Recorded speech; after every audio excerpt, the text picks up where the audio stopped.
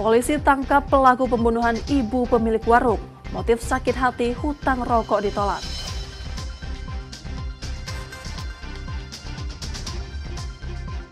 Insiden 174 siswa di Pali diduga keracunan menu MBG. Dinkes Sumsel periksa dapur STPG. 3 jemaah calon haji embarkasi Palembang tertunda keberangkatannya karena kesehatan dan kecelakaan.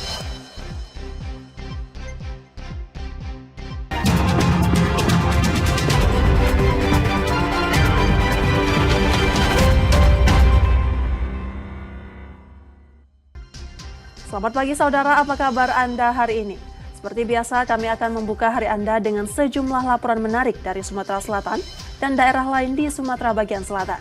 Selain berita utama tadi, masih ada informasi-informasi menarik lainnya yang akan kami sampaikan. Bersama saya Rizka Silviana, inilah Kompas Sumbaksel selengkapnya di Kompas TV, independen terpercaya.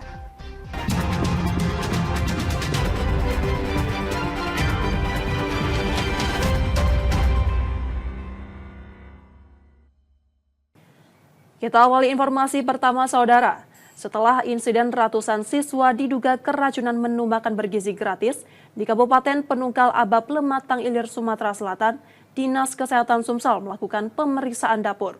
Hingga Selasa 6 Mei 2025, ada 8 siswa yang masih dirawat di rumah sakit dari 174 siswa yang diduga keracunan.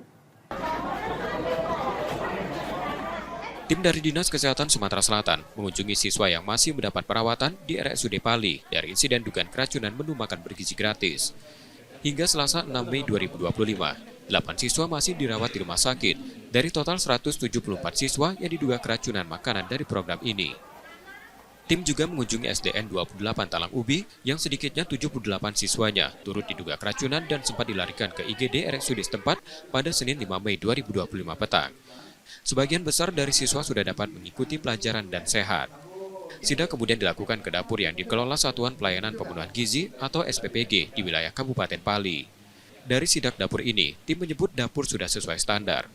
Namun tim memberikan beberapa masukan terkait pengelolaan dapur agar dapat berbenah setelah insiden 174 siswa mengalami gejala keracunan. Dapur ini melayani 3.000 siswa di Pali, namun siswa yang mengalami gejala keracunan hanya 174 orang. Tidak steril masuk. Kemudian pada saat pencicipan makanan, baru diantar harus ada organ genetik, dia harus dicicipin. Nah, tetapi itulah kita tidak tahu, kalau cuma sedikit, kita nggak tahu yang lain. Kan tadi ada kasus cuma di beberapa SD itu yang lain nggak kena. Nah, itu kita lihat kan, kenapa yang lain nggak semua 2.000 yang kena? Kalau memang dari makanannya ada yang tercemar semua, pasti 2.000-an dia tercemar. Nah, ini ada beberapa, berarti ada yang beberapa tungku atau kopling terkena cemaran itu, cemaran yang kurang baik dari Pak Andre ya. Sebelumnya ratusan siswa di Talang Ubi, Kabupaten Pali harus dilarikan ke IGD rumah sakit setelah mengalami pusing dan mual, diduga usai menyantap menu makan bergizi gratis pada pembagian Senin 5 Mei 2025 lalu. Dari insiden tersebut, penyedia MBG di Pali terpaksa menghentikan sementara proses distribusi yang sudah berlangsung 3 bulan guna melakukan evaluasi. Sampel makanan pada hari terjadinya insiden sudah dibawa ke laboratorium untuk memastikan penyebab dari dugaan gejala keracunan pada siswa. Tim Liputan, Kompas TV, Pali, Sumatera Selatan. Sementara itu, 6 aparatur sipil negara di Kota Prabu Mulih, Sumatera Selatan kedapatan bolos kerja selama bertahun-tahun. Ironisnya, 1 di antaranya tak pernah masuk kantor hingga 10 tahun, namun tetap menerima gaji. Inspektorat Kota Prabu Mulih menemukan 6 aparatur sipil negara yang bolos kerja selama bertahun-tahun. Bahkan, salah satu di antaranya tercatat tidak pernah masuk kantor selama 10 tahun namun masih menerima gaji. Temuan ini terungkap dalam inspeksi mendadak yang dilakukan Inspektorat Kota Prabu Mulih pada Selasa 29 April 2025. Kepala Inspektorat Prabu Mulih Indra menyebut para ASN tersebut berasal dari lingkungan Dinas Pendidikan dan sejumlah kelurahan. Sidak dilakukan setelah ada laporan dan ditemukan ketidaksesuaian antara data absensi dan jumlah pegawai yang benar-benar aktif bekerja. Mereka OPD ini sudah membuat kesimpulan. Kesimpulan itu sudah diserahkan ke BKPSDM. BKPSDM akan menindaklanjuti, sudah ditindaklanjuti. Kan keputusan akhirnya di wali kota. Memang dari dinasnya itu ada satu kesimpulan setelah bentuk tim, ada keputusan dari dinas diarahkan ke BKPSDM. BKPSDM sekarang lagi menindaklanjuti dan bentuk dibawa ke Bapak Wali Kota. Ironisnya, meskipun sudah lama tidak masuk kerja, ke-6 ASN itu diketahui tetap menerima gaji secara rutin. Pihak inspektorat kini telah membentuk tim khusus untuk menyelidiki kasus tersebut. Tim akan mendalami alasan ketidakhadiran mereka termasuk memverifikasi klaim sakit dari salah satu ASN. Tindak lanjut dari temuan ini masih menunggu keputusan dari Wali Kota Prabu Muli. Reski Oktora, Muklas Diferensial, Kompas TV, Prabu Muli, Sumatera Selatan. Saudara, seorang pelajar SMK di Palembang, Sumatera Selatan ditangkap polisi setelah membunuh seorang ibu pemilik warung. Aksi keji itu dilakukan hanya karena pelaku kesal tak diberi utang rokok.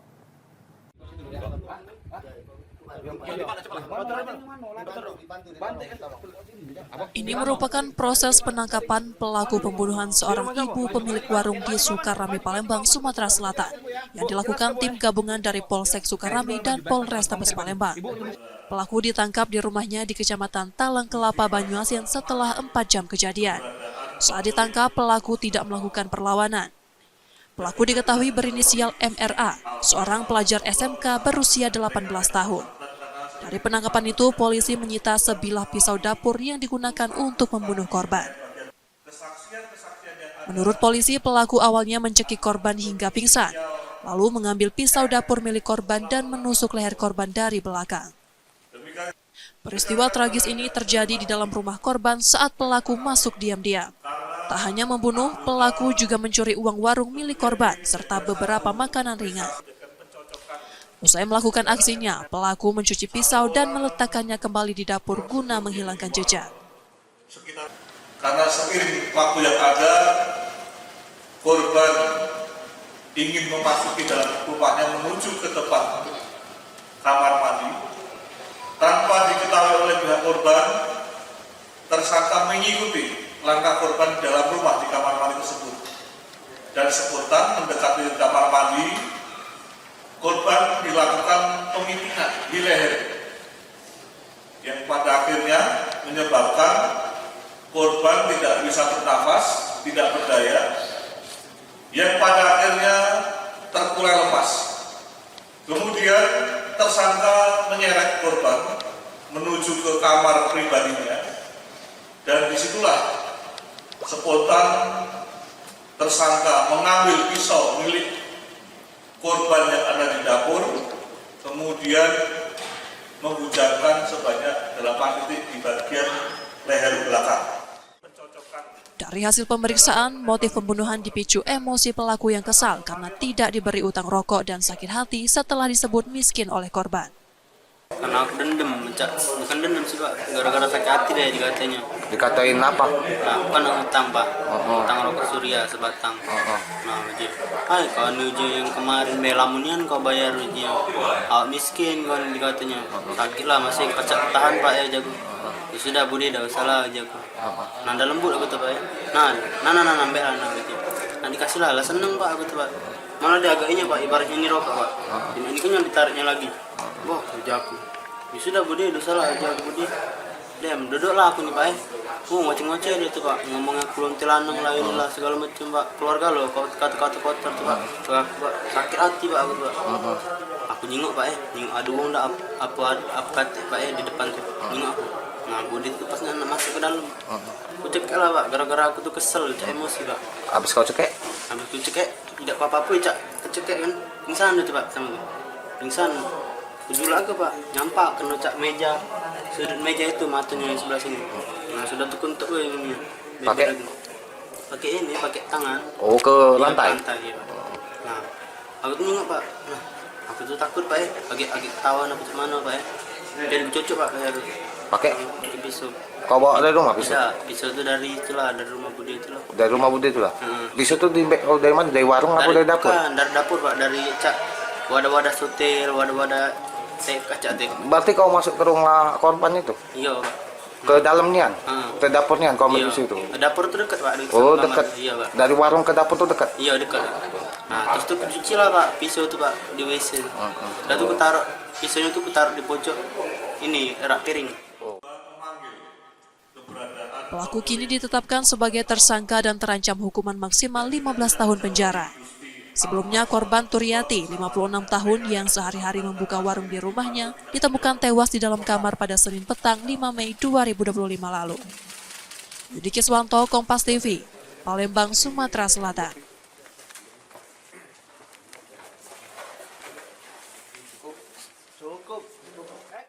Dua penjamret di Palembang, Sumatera Selatan dihukum masa setelah tertangkap usai menjamret tas milik calon siswa TNI.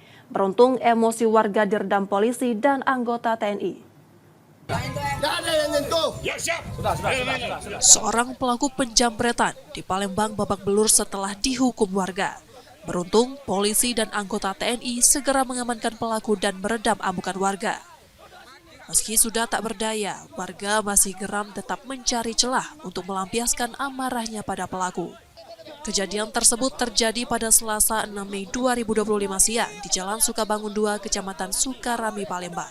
Pelaku yang diketahui bernama AM dan AP berhasil dijamret saat korban seorang calon siswa TNI yang sedang berolahraga. Kedua pelaku mendekati korban dan merebut tasnya. Korban berteriak menarik perhatian warga sekitar. Kedua pelaku yang tidak sempat melarikan diri ditangkap dan merebut warga. Hilang ini Kak. Tas baik? Ya tas baik. Terus apa lagi? Dalam tas ini ada isinya dompet. Dari mana? Kamu tuh dari mana di Jamret? Masjid ini Kak, dari Sukabangun 1. Dari Sukabangun 1. Menurut polisi, kedua pelaku yang berasal dari desa Sungai Rebo Mariana, Banyuasin, Sumatera Selatan mengakui perbuatannya. Salah satu di antaranya bahkan tercatat sebagai residivis dalam kasus serupa. Modusnya dengan cara memepet, diikuti, memepet, dan langsung mengambil berupaya secara paksa untuk tas korban. Sampai ketangkap warga nih. Seperti yakin warga, Bang? Sempat dihakimi warga, kemudian petugas langsung mengamankan dan mengembangkan terhadap pelaku tersebut. Kini kedua pelaku terancam hukuman 5 tahun penjara. Yudi Kiswanto, Kompas TV, Palembang, Sumatera Selatan. Saudara, Polda Sumsel membongkar praktik pengoplosan bahan bakar minyak yang diduga diedarkan ke perusahaan BUMN. Dua sopir ditangkap saat tengah mengangkut BBM oplosan sebanyak 16.000 liter.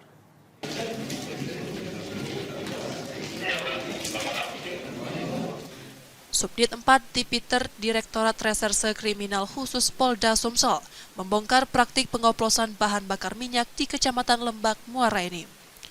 Dua sopir masing-masing berinisial HW dan AJ ditangkap. HW ditangkap saat mengangkut BBM oplosan, sementara AJ ditangkap saat membawa truk tangki yang akan menuju lokasi penampungan. Wakil Direktur Reskrimsus Polda Sumsel AKBP Listiono menjelaskan, para pelaku mencampur solar asli dengan minyak sulingan untuk kemudian didistribusikan ke sejumlah perusahaan BBM di wilayah Muara Enim. Dari keduanya, polisi menyita 16.000 liter BBM oplosan, 1 unit truk tangki, dan sejumlah barang bukti lainnya. Jadi, manusia tersangka ini merupakan dari pegawai PT Putra Sasabila bersama tersangka AG setelah melakukan pengisian di depo.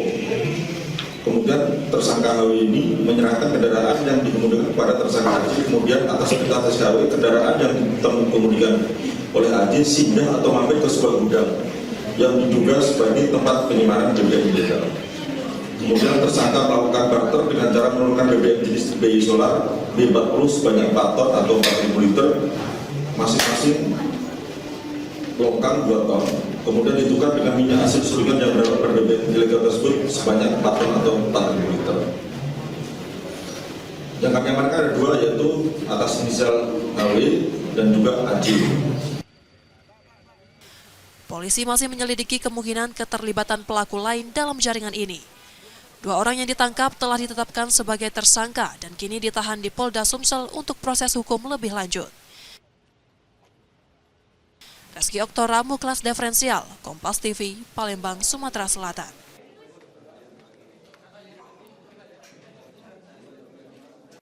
Saudara, setelah jeda kami masih akan kembali dengan informasi dan sorotan menarik lainnya. Tetaplah di Kompas Sumbaksel.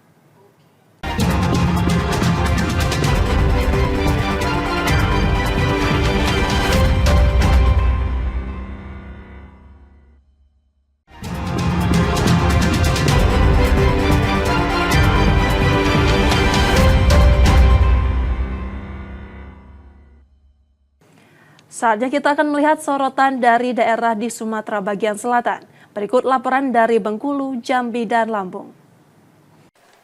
Pengungkapan kasus penanaman bibit ganja ini bermula saat anggota Satres Narkoba Polresta Bengkulu mengamankan seorang pria berinisial AS yang mengedarkan ganja. Dari pengembangan tersebut, kemudian polisi mengamankan pria berinisial AR yang merupakan pedagang buah di Pasar Minggu, Kota Bengkulu. Saat diamankan, petugas mendapati di halaman rumah pelaku sebanyak 15 bibit ganja yang sedang disemai di dalam polybag bersama beberapa paket ganja siap edar. Pelaku dan barang bukti kemudian dibawa ke Polresta Bengkulu. Dari hasil pemeriksaan, pelaku AR mencoba menanam bibit ganja di halaman rumahnya untuk mencari tambahan selain berjualan buah.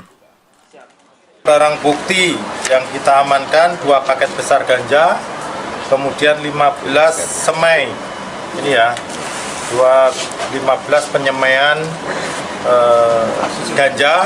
Ini sudah ada yang mulai bertunas, tumbuh, bisa tumbuh, sudah berkecambah. Ini sepertinya mau ditanam di sekitar rumah. Selain mengamankan 2 orang pelaku tersebut, polisi juga mengamankan 2 orang pelaku lain yang juga mengedarkan ganja. Bayazir Al-Rehan, Kompas TV Bengkulu. Sejumlah remaja yang tergabung dalam kelompok gangster Bintang Terang tak berkutik saat diamankan tim Resmob Macan Gading di Kecamatan Kampung Melayu, Kota Bengkulu. Saat diamankan di waktu dini hari, kelompok gangster ini sedang asik duduk di pinggir jalan sembari membawa 1 buah celurit panjang. Diduga mereka akan melancarkan aksi tawuran terhadap kelompok gangster lain di lokasi tersebut. Mirisnya dari penangkapan itu, 5 orang merupakan anak di bawah umur yang berstatus pelajar SMP dan juga SMA. Usai diamankan, ke-6 anggota gangster ini langsung dibawa tim Resmob Macan Gading ke Mapolresta Bengkulu untuk dilakukan pemeriksaan. Dari pengamanan pelaku tersebut ada berjumlah 6 orang yang kelima orang masih 5 anak masih di bawah umur dan 1 sifatnya dewasa. Dan dari patroli tersebut juga kita mengamankan 3 buah sepeda motor bebek dan 1 buah jenis senjata tajam jenis celurit yang besar gitu. Jika terbukti atas kepemilikan senjata tajam tersebut, kelompok gangster itu akan dikenakan undang-undang darurat dengan ancaman di atas 5 tahun penjara. Bayazir Al-Rehan, Kompas TV Bengkulu. Menurut Wakil Gubernur Bengkulu Mian, pabrik kelapa sawit di Bengkulu saat ini perlahan mulai mengikuti aturan pembelian tandan buah segar dari petani yang dikeluarkan pemerintah Provinsi Bengkulu. Pasca ketetapan harga pemerintah sebesar Rp3.140 per kilogram, pabrik sawit berangsur menaikkan harga hingga saat ini menyentuh Rp2.900 per kilogram.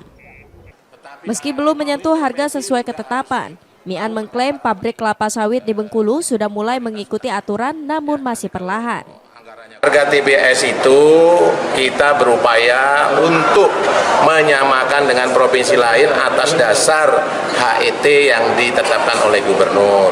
Penetapan ini juga tidak bisa serta-merta, tapi mereka sudah komitmen dan menunjukkan dalam 3 minggu terakhir progresnya sangat bagus. Sudah naik Rp300 dari 2.500, 2.800, bahkan udah 2.900 lebih. Dirinya memastikan bahwa harga TBS akan terus naik dan merata di seluruh Bengkulu. Bayazir Al-Rehan, Kompas TV Bengkulu. Perkelahian antar pedagang terjadi di pasar tradisional Langso-Duo, Kota Jambi. Pelaku dan korban terlibat cekcok hingga mengakibatkan 1 orang mengalami luka tusuk dan meninggal dunia. Perkelahian ini dipicu saat korban menagih hutang kepada pelaku dengan kasar. Merasa emosi dan kesal, pelaku menusuk korban menggunakan senjata tajam. Saksi menyebutkan korban dan pelaku terlihat saling kejar di dalam pasar. Tidak lama kemudian terlihat kepala pelaku berdarah, diduga terkena lemparan batu dari korban. Pelaku yang dikejar tersulut emosi dan langsung melakukan penusukan ke korban menggunakan sajam. Akibatnya, nyawa korban tidak dapat tertolong. Mang Pempek nak balik. Benar lah Mang Pempek itu kan. Dagangan dia itu kan habis, nak balik kan. Mungkin ada orang nih kan, apa kan banyak siru-siru kan. Nah, lu mungkin dicegat Tahu juga kan ribut. Yo, kami nampak dari jauh, dari situ yang darinya. Kalau kejadian itu pas dia kena begal lah. Kepak kita terjangan. Ke sana mah dia nak ambil motornya. Woi, jangan lari kau, tanggung jawab kau bilang. Langsung ketakutan yo, lari. Tapi pincang mah dia tadi. Tukang pempek yang berdarah. Tukang pempek berdarah. Yang pelakunya kena juga. Ini antara tukang pempek sama tukang sayur kan, Pak? Bukan, tukang sayur bukan. Jadi tukang apa? Tukang pempek cuman. Tukang pempek. Iya, yang pelakunya. Kalau korban? Ini kepala tukang pempek yang pelakunya yang luka tusuk tadi itu penganggi tuh yang orang dalam yang korbannya. Orang komandan juga yang korban itu. Menurut pedagang di Pasar Rangso 2 Jambi, penusukan itu saat korban menagih hutang ke pelaku dengan cara kasar. Pelaku yang tidak terima langsung melakukan penusukan terhadap korban. Mati berlari sudah berdarah gitu Bang ya? Sudah. Berapa orang tadi Bang? Berdua lah. Berdua ya? Pempek sikat.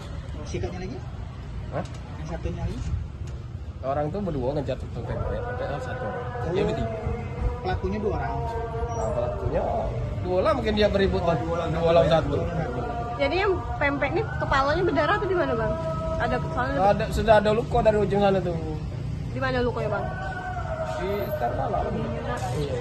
Kepalanya. Untuk itunya nggak tahu berarti Bang?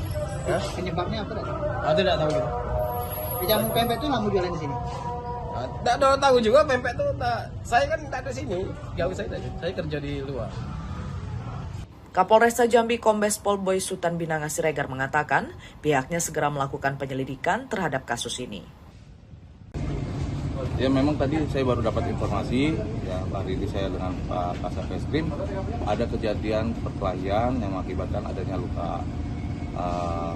Untuk sementara dalam tahap penyelidikan ya untuk orang yang sekarang saat ini yang dikenal inisial A dengan tinggal di Pulau Pandan. Untuk sementara yang bersangkutan adalah korban.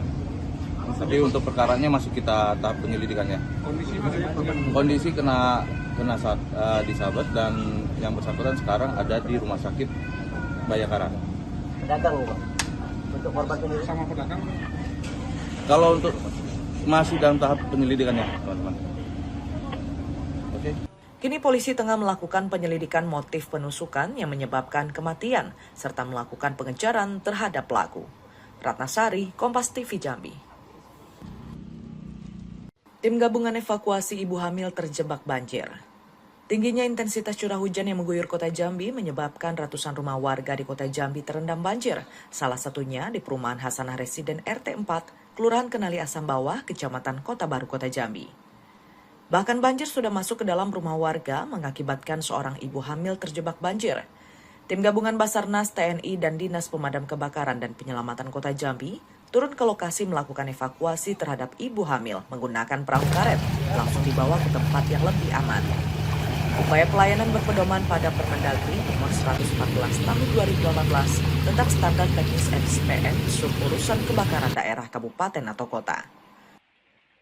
Ya, pada hari ini khususnya cuaca hujan di Kota Jambi berdasarkan laporan BMKG, curah hujan intensitas sangat tinggi, di mana ada beberapa tempat yang mengalami kondisi banjir dan kita mendapatkan laporan dari warga masyarakat di RT 4 Kelurahan Sungai Asam, di mana ada seorang ibu hamil yang membutuhkan evakuasi dengan ketinggian air lebih dari 1 meter.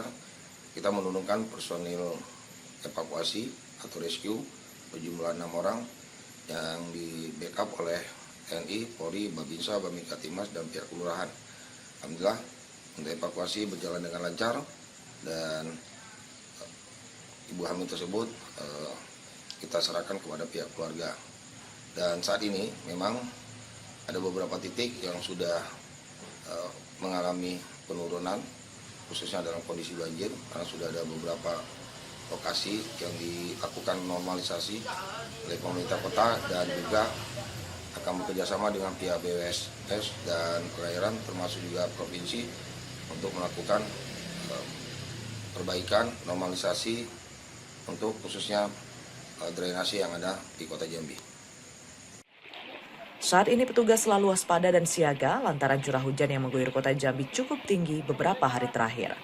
Jumadi, Kompas TV Jambi. Sebanyak 28 orang tersangka penyalahgunaan narkoba berhasil ditangkap Satuan Reserse Narkoba Polresta Bandar Lampung selama periode April 2025. Puluhan tersangka yang ditangkap ini merupakan bandar, pengedar, dan pemakai narkoba. Barang bukti yang diamankan dari seluruh tersangka diantaranya sabu-sabu seberat 21,49 gram, ganja 430,77 gram, pil ekstasi 1 butir, dan tembakau sintetis 0,36 gram. Kapolresta Bandar Lampung, Kombes Pol Alfred Jacob Tilukai mengatakan di antara tersangka terdapat seorang ibu rumah tangga berinisial S yang juga turut diamankan karena menjual narkoba jenis sabu-sabu di kediamannya dengan kedok membuka warung makan.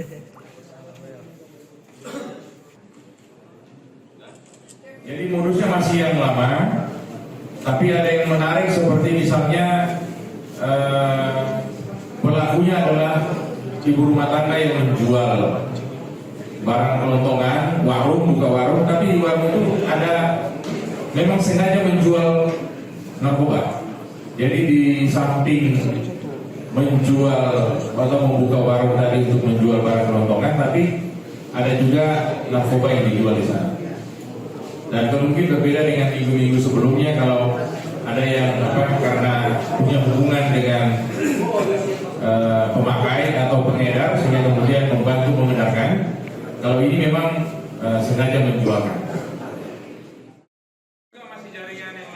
Kini guna mempertanggungjawabkan perbuatannya, para tersangka harus mendekam di sel tahanan Mapolresta Bandar Lampung. Roma Fria Idam, Kompas TV, Lampung. Saudara, demikian tadi sorotan dari Bengkulu, Jambi, dan Lampung. Setelah jeda, kami masih akan kembali dengan informasi menarik lainnya. Tetaplah di Kompas Sumbaksel.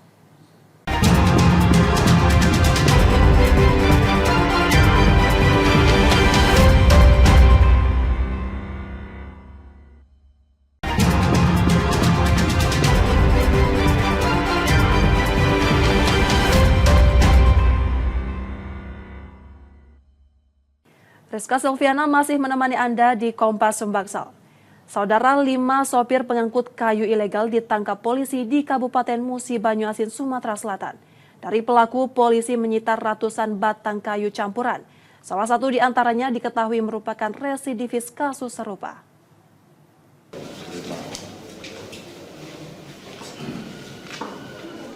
Lima orang sopir pengangkut kayu ilegal diringkus Subdit 4 Tipiter Direktorat Reserse Kriminal Khusus Polda Sumsel. Mereka ditangkap setelah polisi menerima laporan masyarakat terkait aktivitas ilegal logging di Kecamatan Batanghari Leko, Musi Banyuasin. Polisi mengungkapkan, kelima pelaku berperan sebagai sopir truk pengangkut kayu. Dari mereka disita 150 batang kayu campuran yang diambil dari hutan menggunakan 5 unit truk. Kayu-kayu tersebut rencananya akan dijual keluar wilayah Sumatera Selatan. Salah satu pelaku diketahui merupakan residivis kasus serupa dan tercatat sudah 8 kali terlibat dalam pengangkutan kayu ilegal. Pada polisi, para pelaku mengaku mendapat upah dari seseorang berinisial S yang saat ini masih dalam penyelidikan. Kami berdasarkan informasi dari masyarakat tentang adanya kegiatan di logging, legal logging yang ada di daerah Bindialo, Kecamatan Batanghari Leko, Musi Banyuasin. Personel dari Tipiter khususnya melaksanakan kegiatan penyelidikan. Setelah dipastikan ada tindak pidana, kemudian dilakukanlah upaya penangkapan yang hasilnya ada 5 truk sebagai sarana untuk mengangkut kayunya. Ada kayu baja murah dan juga ada kayu meranti di situ. Ada 5 tersangkanya yang sekarang masih kami dalami lagi dan kami kembangkan lagi. Kelima sopir tersebut telah ditetapkan sebagai tersangka. Mereka kini ditahan di Polda Sumsel dan terancam hukuman penjara hingga 5 tahun, serta denda maksimal 2,5 miliar rupiah sesuai Undang-Undang Kehutanan. Reski Oktora, Muklas Diferensial, Kompas TV, Palembang, Sumatera Selatan.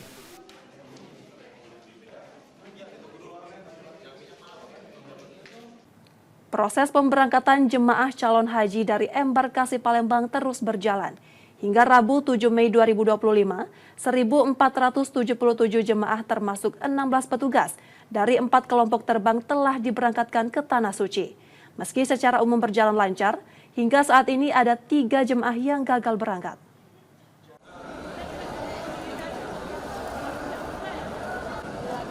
Dari 4 kelompok terbang yang telah diberangkatkan ke Tanah Suci, tercatat 3 jemaah calon haji embarkasi Palembang gagal berangkat. 1 jemaah berasal dari Misi Banyuasin di kloter 2, sementara 2 lainnya dari kloter 4 asal kota Palembang. JCH asal Misi Banyuasin batal berangkat akibat mengalami kecelakaan sebelum tiba di asrama haji. Sementara itu, 1 jemaah Palembang bersama pendampingnya harus dilarikan ke RSUD Siti Fatimah lantaran mengalami sesak napas.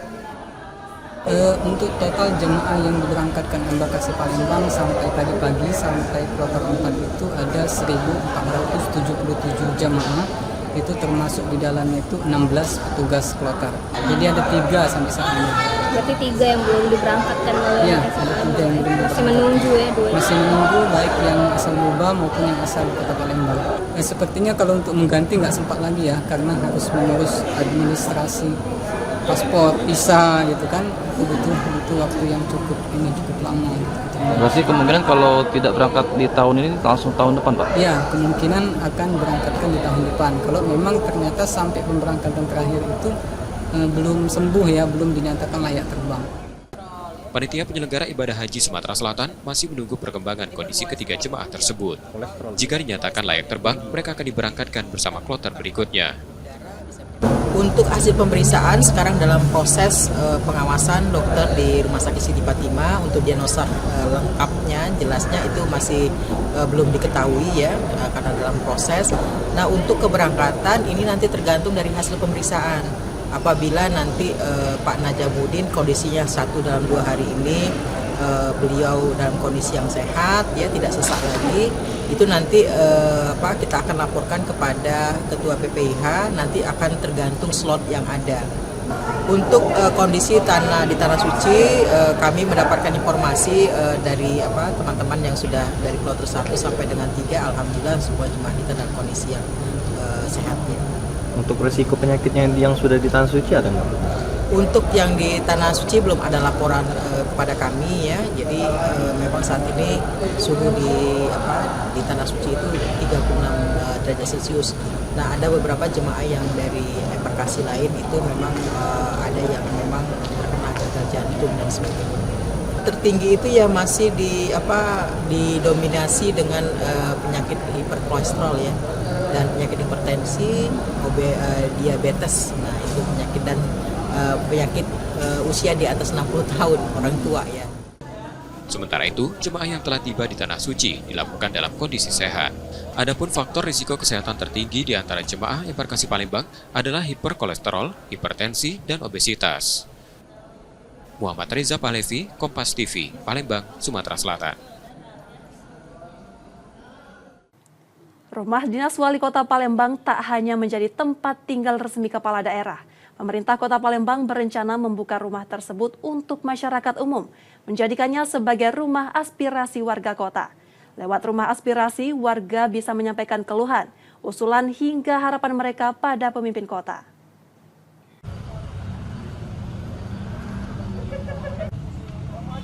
Tak lama lagi suasana di rumah dinas Wali Kota Palembang di Jalan Tasik akan sedikit berbeda. Bukan hanya menjadi tempat tinggal kepala daerah, rumah ini akan disulap menjadi rumah aspirasi, ruang terbuka bagi warga menyampaikan suara mereka secara langsung. pemerintah Kota Palembang mengungkapkan rumah aspirasi ini akan menjadi jembatan antara masyarakat dan Pemkot dalam membahas berbagai persoalan, mulai dari pemerintahan, pembangunan, hingga isu-isu sosial kemasyarakatan. Wali Kota ingin membuka ruang komunikasi yang lebih dekat dan edukatif antara warga dan pemerintah. Nah, apa saja materinya? Tentunya segala hal, mulai dari masalah pemerintahan, pembangunan, dan juga masalah kemasyarakatan. Teknisnya nanti kita atur, ada jadwal tertentu, termasuk di rumah dinas ini juga ada tempat-tempat mengedukasi, mulai dari anak TK, PAUD, SD, SMP, mereka melihat-lihat di sini, nanti ada videonya. Terus kita siapkan juga ada museum mininya. Di luar kita buat juga space foto biar lebih menarik, baik siang juga malam hari. Meski akan dibuka untuk umum, masyarakat hanya bisa mengakses bagian belakang dan samping rumah dinas. Ide dari Pak Ratu Dewa menjadikan rumah dinas sebagai rumah aspirasi untuk warga Kota Palembang, sehingga kita sebagai warga Kota Palembang bisa bertemu langsung dengan Bapak. Kalau tidak begitu kan kita sangat susah untuk bertemu dengan Bapak Ratu Dewa untuk menyampaikan aspirasi kita. Namun, hal ini tak mengurangi antusiasme warga yang berharap bisa menyampaikan gagasan dan keluhan mereka langsung pada wali kota. Nur Muhammad, Kompas TV, Palembang, Sumatera Selatan. Manajemen Sriwijaya FC bersiap menggelar seleksi pemain muda yang diproyeksikan memperkuat skuad Laskar Wongkito di ajang Elite Pro Academy. Proses seleksi ini dijadwalkan berlangsung pada akhir pekan mendatang.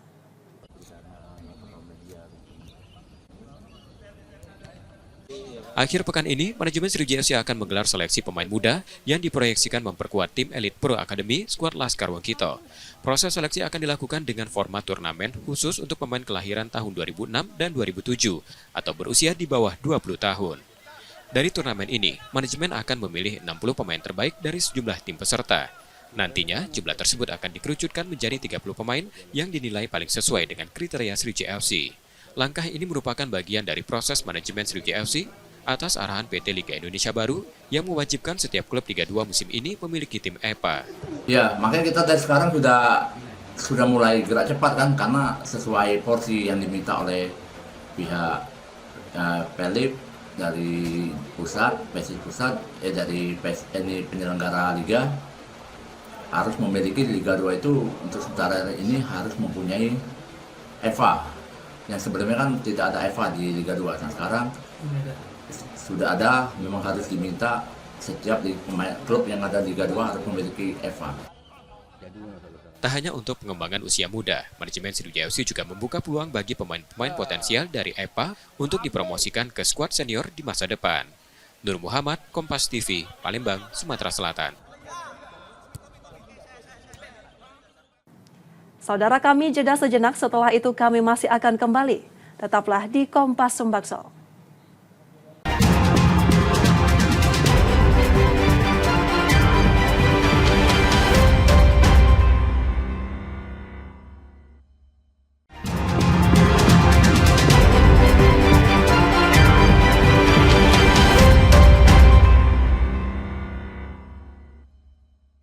Terima kasih Anda masih menyaksikan Kompas Sumbaksol.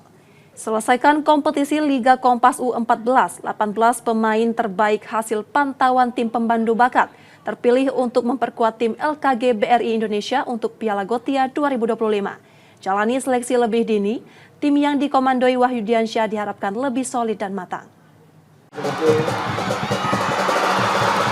Setelah melalui 15 pekan kompetisi Liga Kompas U14 2025, 18 pemain terbaik terpilih untuk mengikuti Piala Gotia 2025. 18 pemain hasil pantauan tim pemandu bakat diumumkan saat upacara penutupan Liga Kompas U14. Yang dihadiri anggota Exco PSSI, Eko Setiawan, serta perwakilan Kemenpora. Sebelumnya, Raina Pamungkas dan kawan-kawan telah lebih dulu melalui proses seleksi ketat dari 44 pemain potensial hingga menjadi 18 pemain terbaik. Usai terpilih, tim yang akan dibesut pelatih Wahyu Diansyah ini akan menjalani program pemusatan latihan mulai pertengahan Mei di Jakarta dan Bogor. Angga Nuriski, Jamzari, Kompas TV, Tangerang, Banten.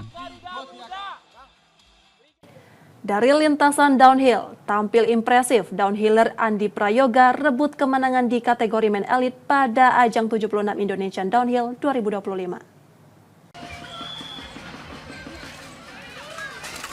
Seri pembuka Kejurnas 76 Indonesian Downhill 2025 digelar di Ternadi Bike Park, Kudus, Jawa Tengah.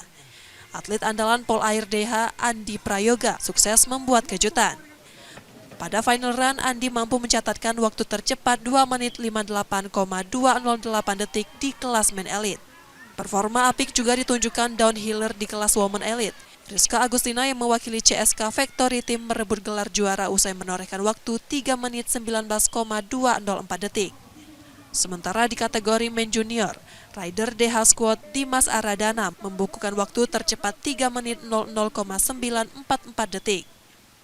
Rencananya 76 Indonesian Downhill digelar sebanyak 3 seri.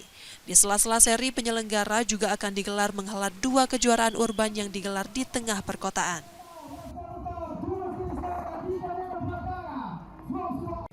Multi-event olahraga bela diri Jakarta Martial Art Extravaganza resmi berakhir. Perguruan Raja Wali Sakti keluar sebagai juara umum cabang olahraga wushu dengan 41 emas. Jakarta Martial Arts Extravaganza merupakan multi-event olahraga bela diri yang digagas KONI Pusat. 1.200 atlet bertanding pada 3 cabang olahraga, wushu, muay thai, dan pencaksilat. Digelar di Bywalk Mall Pluit, perguruan Raja Wali Sakti mendominasi cabur wushu dengan 41 emas, 32 perak, dan 10 perunggu. Sementara kontingen Jakarta Barat keluar sebagai juara umum pada cabur pencaksilat dengan 3 emas dan 2 perak. Adapun Jakarta Martial Arts Extravaganza digelar demi memasyarakatkan cabur bela diri sekaligus pembibitan atlet. Mengingat pada SEA Games 2023, cabur bela diri mendominasi perolehan medali emas bagi Indonesia. Kenapa cabang olahraga bela diri begitu penting? Karena kita lihat di SEA Games Kamboja yang baru lalu, 40% medali emas itu disumbangkan dari cabang olahraga bela diri. Oleh karenanya Indonesia memiliki potensi yang sangat besar untuk memberikan kontribusi medali emas baik di SEA Games maupun Asian Games dari cabang olahraga bela diri. Spesial Olimpik Indonesia Jakarta gelar seleksi atlet untuk persiapan Pekan Soina Nasional 2026 dan Spesial Olimpik World Games 2027.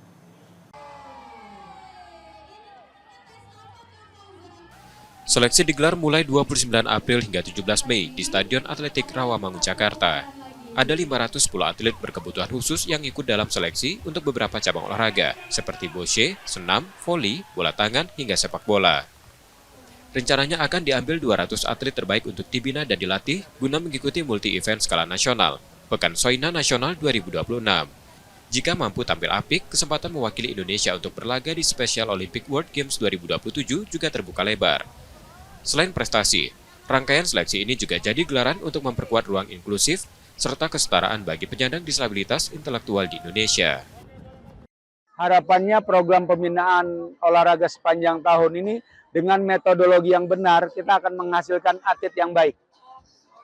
Kita akan menghasilkan pelatih-pelatih yang baik, dan kita juga didukung oleh para volunteer-volunteer yang luar biasa, didukung juga oleh para keluarga-keluarga yang komitmen terhadap atletnya, anak didiknya, anak-anaknya untuk berkembang sesuai dengan periode perkembangannya. Kami masih akan kembali lagi, saudara. Tetaplah di Kompas Sumbaksel.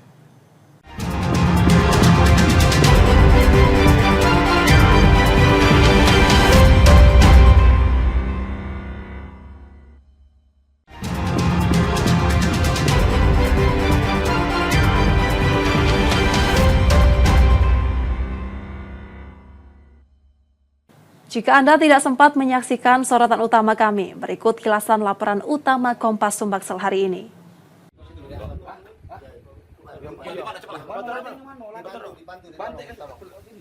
Ini merupakan proses penangkapan pelaku pembunuhan seorang ibu pemilik warung di Sukarami, Palembang, Sumatera Selatan yang dilakukan tim gabungan dari Polsek Sukarami dan Polrestabes Palembang. Pelaku ditangkap di rumahnya di Kecamatan Talang Kelapa, Banyuasin setelah 4 jam kejadian. Saat ditangkap, pelaku tidak melakukan perlawanan. Pelaku diketahui berinisial MRA, seorang pelajar SMK berusia 18 tahun.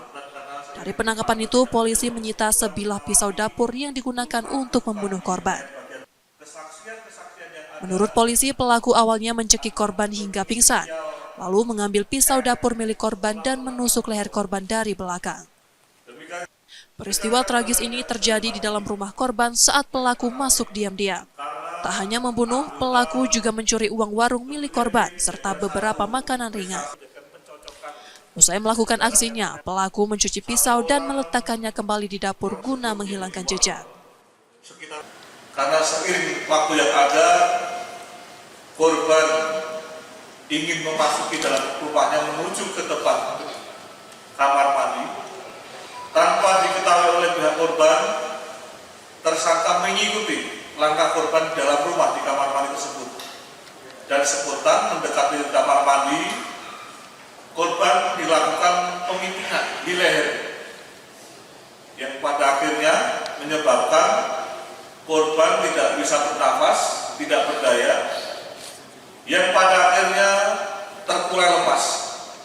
Kemudian tersangka menyeret korban menuju ke kamar pribadinya, dan disitulah spontan tersangka mengambil pisau milik korban yang ada di dapur, kemudian menghujamkan sebanyak 8 titik di bagian leher belakang. Dari hasil pemeriksaan, motif pembunuhan dipicu emosi pelaku yang kesal karena tidak diberi utang rokok dan sakit hati setelah disebut miskin oleh korban. Karena aku dendam, bukan dendam sih Pak, gara-gara sakit hati deh dikatanya. Dikatain apa? Nah, kan utang Pak, utang rokok Surya sebatang. Nah, uji, kawan uji yang kemarin belamunian kau bayar uji, awak miskin kau dikatanya. Sakitlah masih pacak tahan Pak ya jago. Ya sudah Budi, dah salah jago. Nah, dalam lembut aku tuh Pak ya. Nah, ambil lah uji. Nah dikasih lah seneng Pak aku tuh Pak. Malah dia agaknya Pak, ibaratnya ini rokok Pak. Ini kan yang ditariknya lagi. Wah, jago. Ya sudah Budi, udah salah aja Budi. Dem, duduklah aku nih Pak. Ngoceh-ngoceh dia tuh Pak, ngomongnya kuluntilanang lah inilah segala macam Pak. Keluarga loh, kata-kata kotor tuh Pak. Pak, sakit hati Pak aku tuh Pak. Aku nyingok Pak nyingok aduh wong dah apa kata Pak di depan tuh. Nyingok aku. Nah, Budi tuh pas masuk ke dalam. Aku cekek lah Pak, gara-gara aku tuh kesel, emosi Pak. Habis kau cekek? Habis aku cekek, tidak apa-apa Cak. Kecekek kan. Pingsan dia tuh Pak sama tuh. Pingsan. Ujul lagi Pak, nyampak kena cak meja, sudut meja itu matanya yang sebelah sini. Nah sudah tukuntuk yang ini. Pakai ini, pakai tangan. Oh, ke lantai? Lantai ya. Nah, aku tuh nengok Pak. Nah, aku tuh takut Pak agak tawan apa mana Pak Jadi cocok Pak leher. Pakai pisau. Kau bawa dari rumah pisau? Tidak, pisau itu dari rumah Budi itulah. Dari rumah Budi itulah. Pisau itu dari mana? Dari warung apa dari dapur? Bukan, dari dapur Pak, dari cak wadah-wadah sutil, wadah-wadah kaca tip. Berarti kau masuk ke rumah korban itu? Iya Pak. Ke dalam nian? Ke dapur nian kau ambil pisau itu? Dapur itu dekat Pak. Oh dekat? Iya Pak. Dari warung ke dapur itu dekat? Iya dekat. Nah terus tuh cuci lah Pak pisau itu Pak di WC. Dan tuh taruh pisaunya tuh taruh di pojok ini rak piring. Pelaku kini ditetapkan sebagai tersangka dan terancam hukuman maksimal 15 tahun penjara. Sebelumnya korban Turyati, 56 tahun yang sehari-hari membuka warung di rumahnya, ditemukan tewas di dalam kamar pada Senin petang 5 Mei 2025 lalu. Yudi Kiswanto, Kompas TV, Palembang, Sumatera Selatan.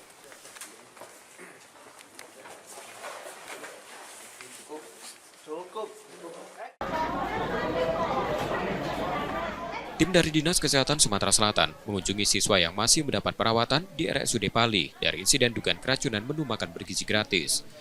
Hingga Selasa 6 Mei 2025, 8 siswa masih dirawat di rumah sakit dari total 174 siswa yang diduga keracunan makanan dari program ini. Tim juga mengunjungi SDN 28 Talang Ubi yang sedikitnya 78 siswanya turut diduga keracunan dan sempat dilarikan ke IGD RSUD setempat pada Senin 5 Mei 2025 petang. Sebagian besar dari siswa sudah dapat mengikuti pelajaran dan sehat. Sidak kemudian dilakukan ke dapur yang dikelola Satuan Pelayanan Pemenuhan Gizi atau SPPG di wilayah Kabupaten Pali. Dari sidak dapur ini, tim menyebut dapur sudah sesuai standar. Namun tim memberikan beberapa masukan terkait pengelolaan dapur agar dapat berbenah setelah insiden 174 siswa mengalami gejala keracunan. Dapur ini melayani 3.000 siswa di Pali, namun siswa yang mengalami gejala keracunan hanya 174 orang. Tidak steril masuk. Kemudian pada saat mencicipan makanan, maksud diantar harus ada bioorganoleptik, dia harus dicicipin. Nah, tetapi itulah kita tidak tahu, kalau cuma sedikit, kita nggak tahu yang lain. Kan tadi ada kasus cuma di beberapa SD itu yang lain nggak kena. Nah, itu kita lihat kan, kenapa yang lain nggak semua 2.000 yang kena? Kalau memang dari makanannya ada yang tercemar semua, pasti 2.000-an dia tercemar. Nah, ini ada beberapa, berarti ada yang beberapa tungku atau komplain terkena cemaran itu, cemaran yang kurang baik tadi Pak Andre ya. Sebelumnya ratusan siswa di Talang Ubi, Kabupaten Pali, harus dilarikan ke IGD rumah sakit setelah mengalami pusing dan mual, diduga usai menyantap menu makan bergizi gratis pada pembagian Senin 5 Mei 2025 lalu. Dari insiden tersebut, penyedia MBG di Pali terpaksa menghentikan sementara proses distribusi yang sudah berlangsung 3 bulan guna melakukan evaluasi. Sampel makanan pada hari terjadinya insiden sudah dibawa ke laboratorium untuk memastikan penyebab dari dugaan gejala keracunan pada siswa. Tim Liputan, Kompas TV, Pali, Sumatera Selatan.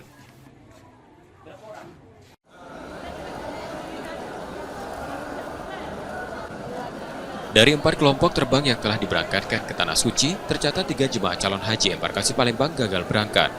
1 jemaah berasal dari Musi Banyuasin di kloter 2, sementara 2 lainnya dari kloter 4 asal kota Palembang. JCH asal Musi Banyuasin batal berangkat akibat mengalami kecelakaan sebelum tiba di asrama haji. Sementara itu, 1 jemaah Palembang bersama pendampingnya harus dilarikan ke RSUD Siti Fatimah lantaran mengalami sesak napas. Untuk total jemaah yang diberangkatkan embarkasi Palembang sampai tadi pagi sampai kloter 4 itu ada 1.477 jemaah, itu termasuk di dalamnya itu 16 petugas kloter. Jadi ada 3 sampai saat ini. Berarti 3 yang belum diberangkatkan oleh ya, ada 3 yang belum masih menunggu ya, 2. Masih menunggu baik yang asal Moba maupun yang asal kota Palembang. Sepertinya kalau untuk mengganti nggak sempat lagi ya, karena harus mengurus administrasi paspor, visa gitu kan, itu butuh waktu yang cukup lama. Gitu. Berarti kemungkinan kalau tidak berangkat di tahun ini langsung tahun depan, Pak? Ya, kemungkinan akan berangkatkan di tahun depan. Kalau memang ternyata sampai pemberangkatan terakhir itu belum sembuh ya, belum dinyatakan layak terbang. Panitia penyelenggara ibadah haji Sumatera Selatan masih menunggu perkembangan kondisi ketiga jemaah tersebut. Jika dinyatakan layak terbang, mereka akan diberangkatkan bersama kloter berikutnya. Untuk hasil pemeriksaan sekarang dalam proses pengawasan dokter di Rumah Sakit Siti Fatimah untuk diagnosa lengkapnya, jelasnya itu masih belum diketahui ya, karena dalam proses. Nah, untuk keberangkatan ini nanti tergantung dari hasil pemeriksaan. Apabila nanti Pak Najamuddin kondisinya 1 dalam 2 hari ini beliau dalam kondisi yang sehat ya, tidak sesak lagi, itu nanti kita akan laporkan kepada Ketua PPIH, nanti akan tergantung slot yang ada. Untuk kondisi di Tanah Suci, kami mendapatkan informasi dari teman-teman yang sudah dari kloter 1 sampai dengan 3, alhamdulillah semua jemaah kita dalam kondisi yang sehat ya. Untuk resiko penyakitnya yang sudah di Tanah Suci ada nggak? Untuk yang di Tanah Suci belum ada laporan kepada kami ya. Jadi memang saat ini suhu di Tanah Suci itu 36 derajat Celcius. Nah, ada beberapa jemaah yang dari embarkasi lain itu memang ada yang memang terkena gagal jantung dan sebagainya. Tertinggi itu ya masih didominasi dengan penyakit hiperkolesterol ya, dan penyakit hipertensi, diabetes. Nah, itu penyakit dan penyakit usia di atas 60 tahun, orang tua ya. Sementara itu, jemaah yang telah tiba di Tanah Suci dilakukan dalam kondisi sehat. Adapun faktor risiko kesehatan tertinggi di antara jemaah embarkasi Palembang adalah hiperkolesterol, hipertensi, dan obesitas. Muhammad Reza Pahlevi, Kompas TV, Palembang, Sumatera Selatan. Saudara, informasi tadi menjadi akhir dari Kompas Sumbangsel hari ini.